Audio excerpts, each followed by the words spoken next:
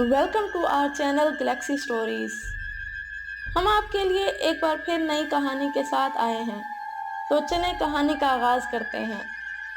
ہوا یوں کہ گرمیوں کے دن تھے۔ میں نے سوچا نہر پر نہانے جائیں، اس لیے میں نے اپنے دوستوں منیب اور سلمان کو اپنے ساتھ لیا اور ہم تینوں میرے موٹر سائیکل پر سوار ہو کر چل پڑے۔ 1.5 گھنٹے بعد ہم نہر پر پہنچ گئے۔ وہاں سے ٹائروں والی ٹیوب لی اور نہانے لگے، کیونکہ نہر کافی گہری تھی اور پانی تیزی سے بہہ رہا تھا، لیکن ہم تیرنے میں کافی ماہر تھے۔ 2 گھنٹے نہانے کے بعد ہم باہر نکلے، کیونکہ ٹائم کافی ہو چکا تھا۔ سورج غروب ہونے والا تھا اور گہرے بادل چھا رہے تھے، اسی لیے ہم جلدی سے نکلے، موٹر سائیکل پر سوار ہوئے اور واپس چل پڑے۔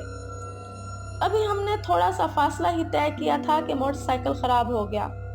ہم بہت پریشان ہوئے کہ نزدیک کوئی ورکشاپ بھی نہیں تھی۔ ہم تینوں نے اپنے طور پر ٹھیک کرنے کی پوری کوشش کی، لیکن کوئی فائدہ نہ ہوا۔ اس لیے ہم نے سوچا پیدل ہی چلتے ہیں۔ 1.5 گھنٹہ چلنے کے بعد ہمیں ایک ورکشاپ نظر آئی۔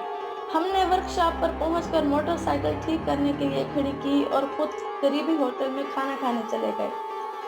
کھانا کھا کر فارغ ہوئے تو موٹر سائیکل بھی ٹھیک ہو گئی تھی۔ ہم موٹر سائیکل پر سوار ہوئے اور واپس چل پڑے۔ رات کے تقریباً 10 بج چکے تھے۔ راستہ بھی ویران تھا، اس لیے میں نے موٹر سائیکل تیزی سے چلانا شروع کر دی۔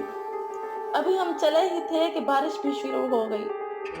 سڑک بالکل سنسان پڑی تھی، اوپر سے بارش اور اندھیرا خطرناک منظر پیش کر رہے تھے۔ صرف ایک موٹر سائیکل کی لائٹ آن تھی۔ راستے میں جگہ جگہ گڑھے آ رہے تھے۔ ایک دم مجھے لگا جیسے کوئی اور بھی ہمارے ساتھ چل رہا ہے، کہ اچانک سڑک پر جہاں لائٹ پڑ رہی تھی مجھے اس جگہ سایہ سا نظر آیا۔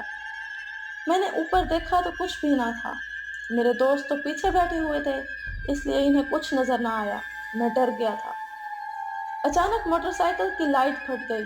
اب تو اندھیرا مزید گہرا ہو گیا تھا۔ اچانک مجھے ایسے محسوس ہوا کہ جیسے بریک پر کوئی میرا پاؤں دبانے کی کوشش کر رہا ہے۔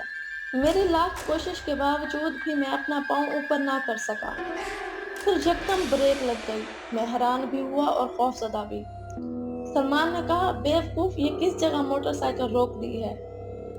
میں نے موٹر سائیکل سٹارٹ کرنے کی کوشش کی، لیکن سٹارٹ نہ ہوا۔ ہم نے باری باری سٹارٹ کرنے کی کوشش کی، لیکن ہم ناکام رہے۔ میں نے سوچا کہ پیدل ہی چلتے ہیں، کیونکہ گاؤں تھوڑے سے فاصلے پر رہ گیا تھا۔ ہم نے موٹر سائیکل کو ہاتھ لگایا ہی تھا کہ موٹر سائیکل سے ہمیں کرنٹ کا ایک جھٹکا لگا۔ ہم ایک جھٹکے سے پیچھے ہوئے اور خوفزدہ نظروں سے موٹر سائیکل کو دیکھنے لگے۔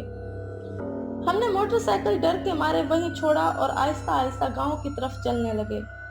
خوف کے مارے ہمارا برا حال تھا۔ ابھی ہم 2-3 میٹر کے فاصلے پر ہی پہنچے تھے کہ پیچھے سے موٹر سائیکل سٹارٹ ہونے کی آواز آئی۔ ہم خوف سے وہیں جم گئے۔ خوف سے ہمارا برا حال ہو گیا۔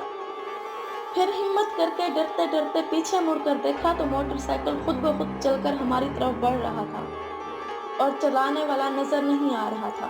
ہم خوفزدہ ہو کر بھاگنے لگے۔ موٹر سائیکل تیزی سے آیا اور مڑ کر ہمارے سامنے آ کر کھڑا ہو گیا۔ ہم خوف کے مارے کانپنے لگے۔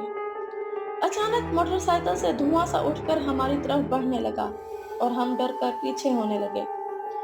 وہ دھواں ہمارے قریب پہنچنے کے بعد بہت ہی خوفناک شکل اختیار کر گیا۔ اس کی آنکھوں سے آگ نکلتی نظر آ رہی تھی۔ بالوں کی جگہ سانپ لٹک رہے تھے۔ ہونٹ غائب تھے اور فٹ فٹ کے دانت تھے۔ ہم نے بھاگنے کی کوشش کی، لیکن ہمارے پیر زمین سے اٹھ ہی نہیں رہے تھے۔ اس کے بعد ہمیں کوئی ہوش نہ رہا۔ جب مجھے ہوش آیا تو میں اپنے گھر کے صحن میں چارپائی پر لیٹا ہوا تھا۔ گھر والوں نے بتایا کہ تم 2 دن کے بعد ہوش آئے ہو۔